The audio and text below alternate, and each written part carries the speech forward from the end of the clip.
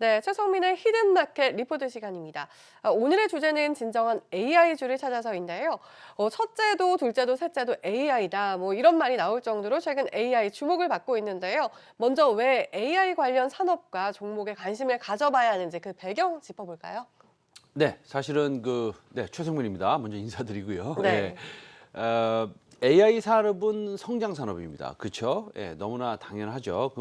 그럼 왜 우리가 지금 성장주에 포커스를 해야 되느냐? 예, 가치주가 아니고 배당주가 아니고 성장주냐? 이거에 대해서 배경을 설명드리면 3일 전에 미국이 이제 금리 인하를 단행했습니다. 그렇죠? 근데 다음에 추가로 금리를 내릴지 안 내릴지는 내릴 것 같지만 그래도 확실하진 않습니다. 그러나 그거보다도 더 중요한 것이 있습니다. 사실 거시경제 통화 정책 측면에서는 금리 인하보다 중요한 것이 없잖아요. 뭐 비슷하게 중요한 것이 있습니다. 네. 사실은 중요한 것이 연준의 자산 매입 신호입니다.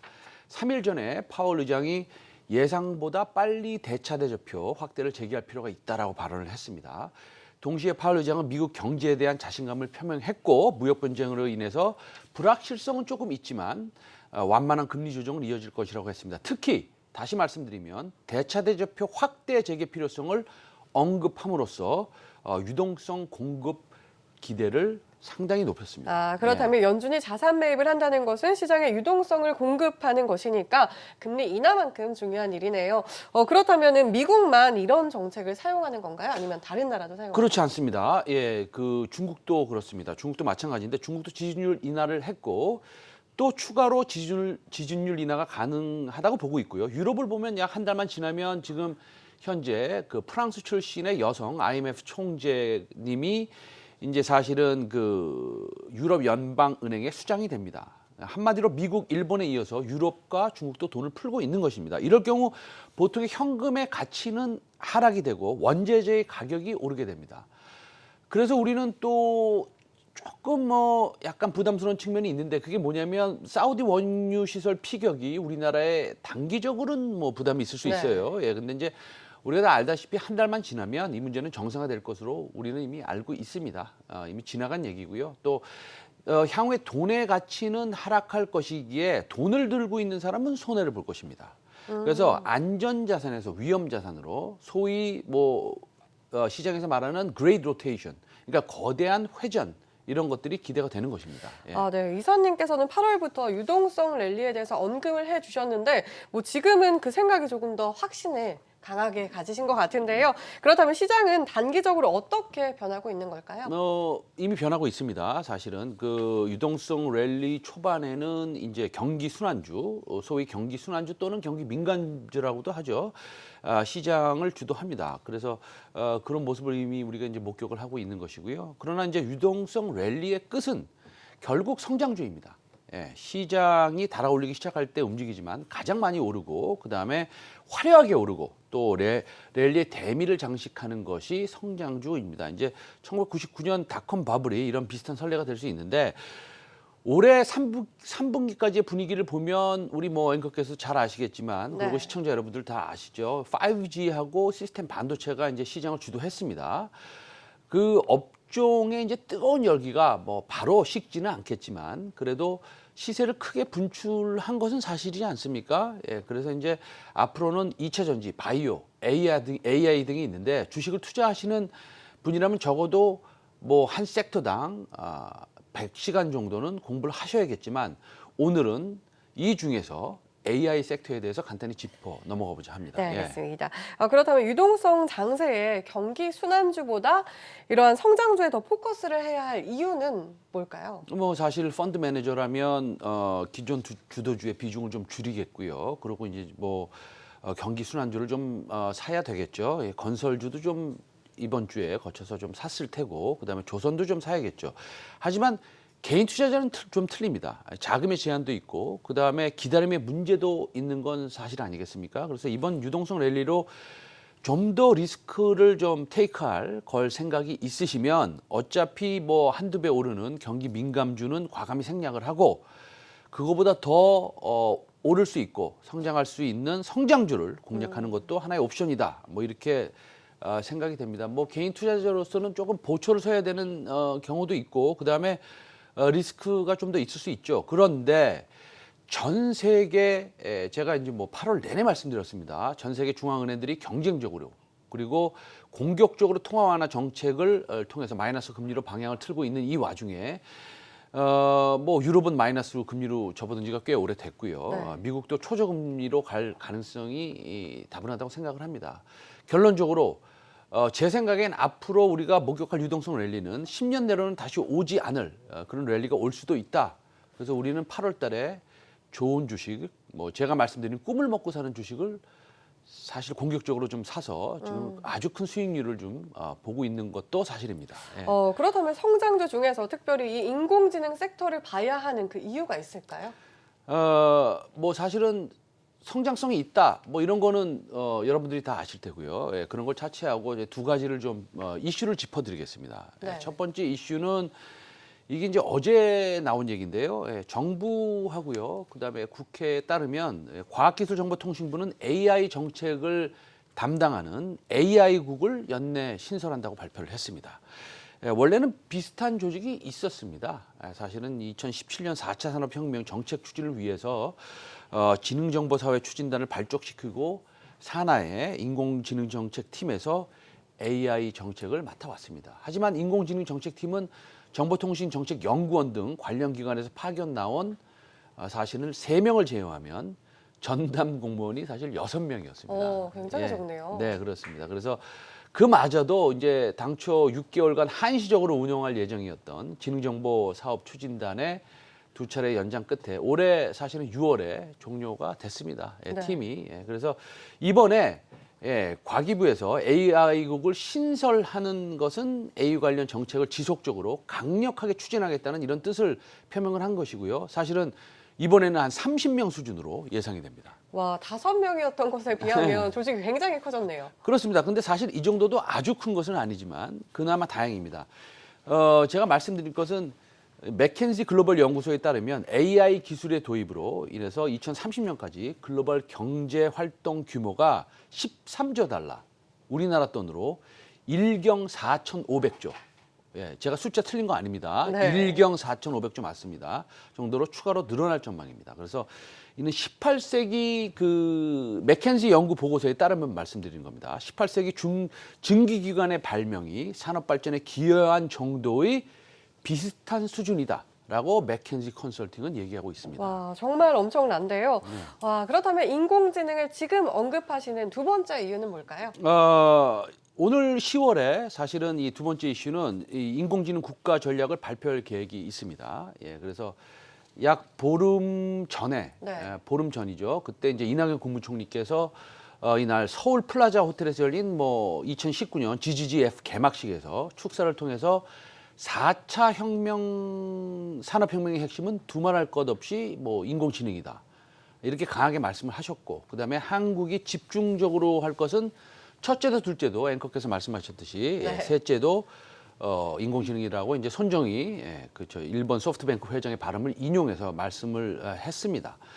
그래서 인공지능에서 뒤처지면 모든 분야에서 뒤처질 분이 없다 이렇게 얘기를 했는데 이게 지금 10월에 보면은 한 1조 7천억 정도의 투자를 한다고 발표가 있을 예정이라고 합니다. 그래서 뭐 아주 큰 돈은 아니라고 봅니다. 제가 봤을 때는 인공지능 분야가 워낙 크기 때문에 그러나 이 정부 들어와서 가장 잘한 일이라고 저 개인적으로는 그렇게 생각을 합니다. 네, 오늘은 인공지능 사업에 대해서 말씀을 해 주실 텐데요. 그렇다면 과연 우리나라에 이 AI 관련 노하우를 가진 회사가 있을지 궁금한데 사실 제가 자세히 들여다봤더니 정확히 AI 관련한 회사는 잘 없더라고요. 네. 없는 거나 마찬가지입니다. 없다고 어. 보시면 되는데 뭐 네. 연관주들은 좀 있죠. 맞는 말씀이신데 우리가 사실은 그 큰 충격을 받은 사건이 있었죠. 2016년 3월 15일 날 3년 반 전입니다. 네. 3년 반 전에 세계 최고의 그 바둑 고수인 이세돌 구단이 280수 만에 알파고에 돌을 던졌습니다. 이 바둑 프로그램인 알파고가 이제 4대 1로 이세돌 구단을 이겼는데요. 기억하시죠? 우리가 말로만 듣던 인공지능, 드럼만 봤지 소위 제대로 된 인공지능의 등장으로 우리 사회는 큰 충격을 받았습니다. 맞아요. 예, 그래서 많은 시청자들이 이세돌의 우위를 점치는 것을 넘어서 이 시합이 참 웃기는 시합이다. 뭐 이런 얘기까지도 있었습니다, 사실은. 그러나 제 주변의 공학도나 컴퓨터 뭐 전문가들, 박사들은 이세돌이 사실은 죄송한 말씀이지만 처참히 질 것이라는 것을 알고 있는 사람은 많았습니다. 전문가들은 그렇죠. 예. 속으로 생각하지만 이제 말을 안 했을 뿐이죠, 그분들은. 우리가 이제 SFR 영화를 보면 저런 게 현실화될 수 있을까라고 하는 것들이 좀 있는데 저도 신기하게 느껴집니다. 제가 앵커께 그러면 뭐 네. 다시 한번 말씀드리면 우리나라의 인공지능 관련주가 뭐 있습니까? 알파고 같은 거? 사실 제가 포털에 쳐봤더니 네. 여러 가지 관련주들이 나오긴 한데 네. 사실 진짜 이게 오리지널 인공지능 관련주인가 저 역시도 좀 의구심이 가더라고요. 그렇습니다. 그래서 비스무리한 것들은 좀 네. 있는데 알파고를 개발한 구글 딥마인드 같은 이런 회사는 없다고 보시면 됩니다. 예, 그중 네이버하고 SK텔레콤이 가능성이 있다고 봅니다. 그러나 인공지능 사업부는 아주 매우 미미한 사업부죠. 아직은 그 회사 내에. 그래서 그 주가가 인공지능의 투자 포인트로 움직이기는 쉽지 않습니다. 그래서 오늘은 인공지능 의료 기술에 대해서 언급을 드리고 싶습니다. 특히 AI 소위 인공지능 기술을 통해서 만약에 치료 솔루션이 나올 수 있다면 와.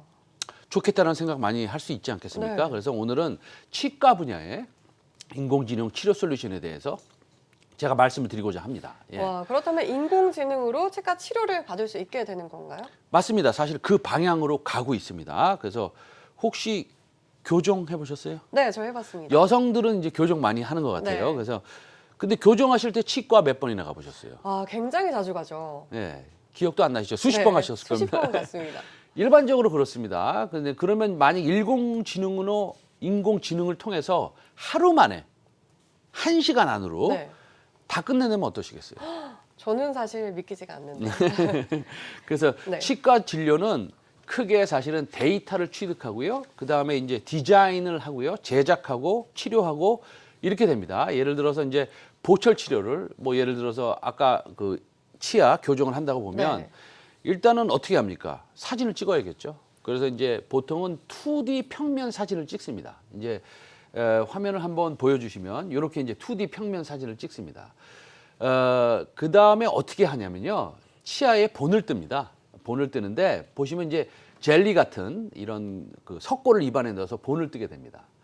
그래서 이제 사실은 좀 구역질이 나도 네, 저도 좀 저거 해봤는데 굉장히 불편하고 그렇죠. 힘들더라고요. 예, 근데 참아야 돼요. 그래도. 예, 그래서 여기까지가 이제 환자로부터 데이터를 얻는 방법입니다. 이게 이제 사실은 약간 아날로그적 방법이죠. 네. 그래서 그 다음에 이제 디자인을 해야 되지 않습니까? 그래서 치과에서는 환자의 치아 본을 모형을 떠서 기공소에 보냅니다. 이렇게 싸가지고 그걸 이제 보냅니다. 기공소는 그 모형을 이제 받아서 실물을 받아서 수작업으로 이제 보철물을 제작해서 이제 다시 치과로 보내줍니다. 그래서 화면에 보시듯이 이게 기공사가 손으로 이제 하는 겁니다. 수작업을 하는 겁니다. 그래서 이제 이게 얼마나 걸릴까요? 왔다 갔다 하고 수작업 해야 되니까 적어도 1, 2주 걸립니다. 그래서 이제 마지막 단계입니다. 이게 제작 단계를 보시는 거고요. 그 다음에 이제 우리가 봐야 될 것은 보면 다른 화면을 한번 보여주시면 이게 이제는 조금 바뀌었습니다. 그래서 3차원 CBCT 영상을 찍는데요. 과거에는 좀 전에 본 이들은 이제 2D로 찍었는데 이제는 3D로 찍습니다. 그래서 맨 아래 오른쪽에 약간 칼라로 되어 있는 거, 살색으로 되어 있는 거 보시면 이게 진정한 디지털 진단 프로세스의 데이터를 얻는 방법입니다. 여기서부터 시작합니다. 예. 네, 그렇다면 기공사가 보고 보초를 만들기 위해서는 2D 영상이 아니라 이제는 3D 영상을 보고 만들어야 하는데 이렇게 해야지만 손으로 만드는 것보다 아주 빈틈없이 만들어진다는 말씀이신 거죠? 그렇습니다. 기공사는 사실은 이제는 그 실물을 받지 않습니다. 지금은. 어떻게 받느냐? 디지털 파일을 통해서 컴퓨터로 이제 그 이메일을 체크해서 받죠. 그 다음에 이제 밀린 기계로 제작을 합니다. 그래서 이는 정확도의 개선뿐만이 아니라 불필요한 배송 시간을 줄이고 그다음에 수작업을 또 줄여서 이제는 3일 만에 끝낼 수 있습니다. 그렇다면 그 아까 봤던 본을 뜨는 작업에서 좀 힘들었던 그 작업도 하지 않아도 되겠네요. 그런 역겨운 작업은 일단 안 하는데 요것도 사실은 2단계입니다. 제가 또 말씀드릴게요. 예. 네, 그렇다면은 사실 이런 AI 관련 뭐 치료 또 뭐 변호사나 선생님까지 나와 있는 상황인데요. 사실 이게 상용화가 된지 이게 좀 의문이거든요. 아직은 치과계에 널리 퍼진 상태는 아닙니다. 음. 예, 그래서 사실은 또 뭐 주식으로 따지면 더 좋은 거죠. 네. 이게 만약에 전부 다 퍼져 있고 성장이 끝났다면 사실은 제가 이런 걸 말씀드릴 필요도 없는 것이죠. 메리트가 그렇죠. 없겠네요. 그렇죠. 치과계에 널리 퍼진 상태는 아니고 다만 초기 단계인데 이게 디지털 덴티스트리라고 합니다. 그래서 디지털 치아 진단이라고 하는데 인공지능까지 적용되면서 진단하고요, 계획을 수립하고 치료 등에서 더욱 편리하게 정확하게 예측 가능한 결과를 도출해낼 수 있도록 도와주는 것입니다. 그래서 이제 AI는 빅데이터를 기반으로 해서 스스로 학습해서 이제 영상 데이터를 판독을 하게 됩니다. 그래서 자동으로 증상을 분석하고 진단까지 해서 치과 의사들이 더욱더 편리하게 진료할 수 있을 것입니다. 그래서 이 분야에서 세계적인 강소 기업을 제가 소개를 시켜 드릴 텐데, 기존 사람이 이제 캐드 캠 뭐 소프트웨어를 통해서 보초를 디자인하고 임플란트하고 교정도 시술 계획을 세우는 일들도 이런 데이터를 기반으로 해서 인공지능으로 자동화될 것입니다. 와, 신기하네요. 그러니까 이제는 인공지능으로 뭐 예를 들어서 두 번째 치아가 왼쪽에 두 번째 치아가 뭐 뿌리가 손상됐다 이런 네네. 것도 확인할 수 있다는 말씀이시죠? 그렇죠. 그게 이제 인공지능으로 확인이 되고 어떻게 치료를 해야 되는지가 나오는 것입니다. 그래서 그 다음에 이제 또 더 재밌는 게 있는데 놀라실 준비 되셨습니까? 네, 준비됐습니다. 3D 프린터를 이용해서 보철물을 만듭니다. 어. 바로 그 치과 네. 안에서 만듭니다.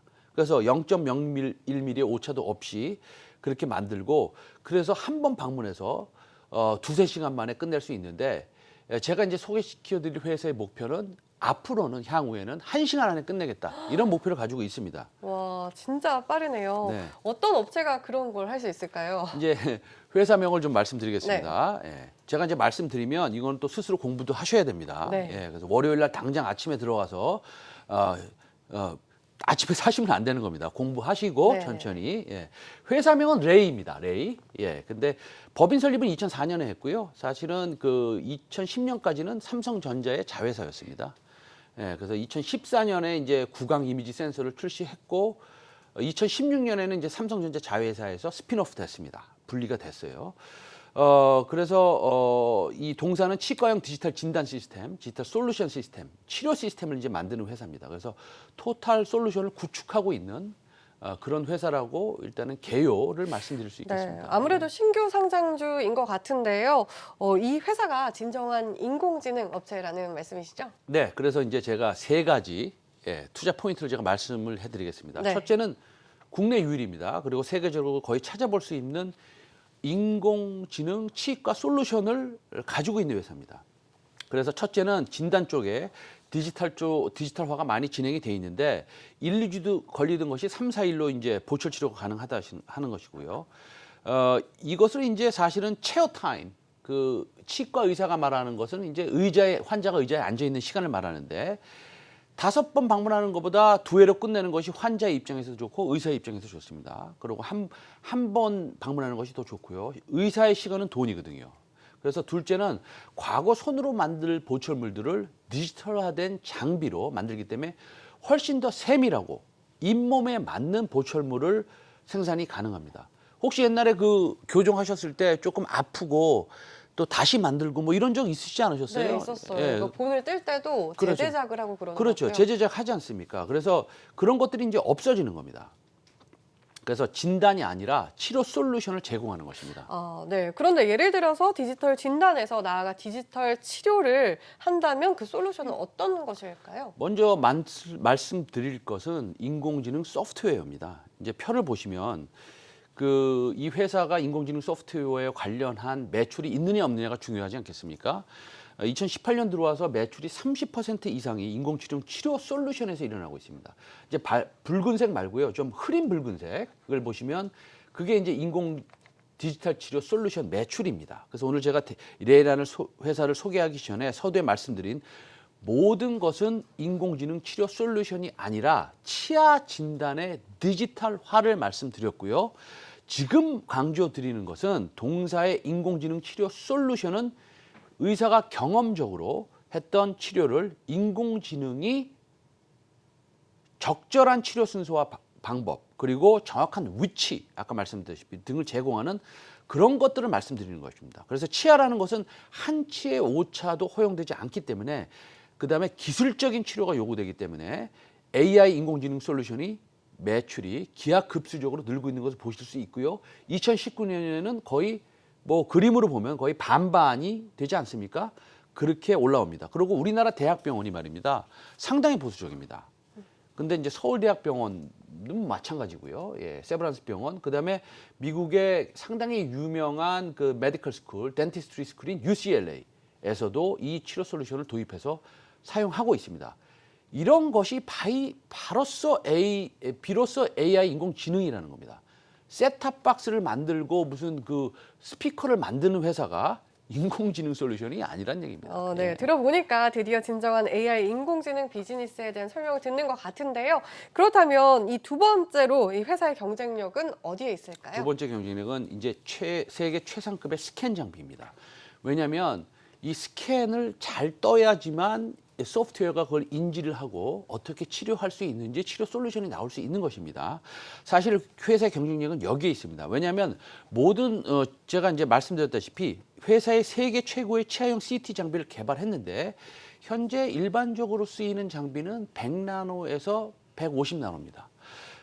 이제 이런 CT 장비를 훨씬 뛰어넘는 70나노의 CT 장비를 상용화했고요. 그 다음에 현재 35나노미터의 장비에 대한 개발 완료 단계에 있습니다. 예. 사실 제가 듣기에도 약간은 어렵다 이렇게 느껴지는데요. 이게 왜 세계적인 기술이고 왜 좋은 걸까요? 요거 제가 설명드리겠습니다. 쉽습니다. 기본적으로 양질의 스캔 장비가 근간이 되어야지 치료 솔루션이 나오는 것이고 치료 솔루션으로부터 또 결과물이 나오는 것입니다. 예를 들어서 사진 한번 보여주시면 멋있죠? 예, 예. 저는 멋있습니다. 네. 제가 보기에는. 예. 이 사진을 보시면 70나노 스캔 장비로 찍은 이 데이터를 바탕으로 AI 치료 솔루션이 나오는 것입니다. 그리고 나서 인공지능 솔루션을 통해서 나온 치료 솔루션으로 3D 프린터를 이용해서 예를 들자면 투명 교정 장치도 사용해 보셨어요? 네, 알고 있습니다. 네, 그런 것들을 그 자리에서 바로 생산해내는 것입니다. 그러다면 치과에서 바로 투명 교정기를 그 자리에서 3D 프린터로 생산을 해내면 바로 치과 한 번 방문에 모든 게 다 끝이 나겠네요. 그렇습니다. 회사의 목표가 그렇습니다. 보철 한다고 하면 예를 들어 한 번 방문해서 치료부터 보철까지 1회 방문으로 1시간 안에 끝나는 것이 회사의 향후 목표입니다. 그래서 저기 이제 보시면 in clinic이라는 뜻은 치과 내에서라는 얘기고요. one day, 하루에 one time, 한 번에 one hour. 그러니까 1시간에 끝나는 것이 이제 목표입니다. 그리고 제가 한 가지 더 보여드릴게요. 그리고 치아 보철물 제작용 3D 프린터를 한번 보시면 지금 보시는 것이 회사의 3D 프린터입니다. 그 3D 프린터고 그 결과물 한번 보여주시겠어요? 저렇게 나옵니다. 예, 신기하죠? 네. 예, 바로 이렇게 저렇게 나오는 겁니다. 저게 결과물입니다. 예. 그런데 결론적으로 혁신적인 AI 치료 기술이라면은 우리나라뿐만 아니라 글로벌적으로도 좀 경쟁력이 있어야 될 텐데 이 회사는 어떨까요? 바로 이제 좋은 질문을 하셨는데요. 사실 글로벌 경쟁력을 갖추는 혁신적인 기술을 갖춘 회사는 사실 또 제가 매주 소개하기는 힘듭니다. 그렇죠? 지금 소개를 열심히 하고 있는데 그런 회사가 여기저기 우리나라에서 쉽게 찾을 수 있다면 우리나라가 G7 국가에 들어가야겠죠. 그렇죠? 그러나 결론적으로 동사에 대해서 말씀드렸다시피 혁신적인 기술이 있고 이 기업이 글로벌 고객으로부터 인정을 받고 있느냐라는 것은 매출에서 알 수 있습니다. 2018년 기준 수출 비중이 91%입니다. 미국, 이 동남아나 남미에서 일반적으로 사업들 많이 하시는 치과 관련 업체들이 있는데 동사는 미국이 시장 점유율이 1등이고요. 예, 매출 점유율이 1등이고요. 그 다음에 일본, 중국, 유럽 이렇게 돼 있습니다. 물론 2019년 들어와서 중국이 회사에 아주 성장성이 부각되면서 중국의 사실 매출이 상당히 늘어나고 있습니다. 그래서 미국을 넘겼습니다. 미국을 제끼고 회사의 매출이 중국이 이제 매출이 1위가 되고 있는데 어쨌든 이 선진국에서 상당히 인정을 받고 있다는 이 숫자만 보셔도 뭐 단번에 아실 수 있습니다. 예.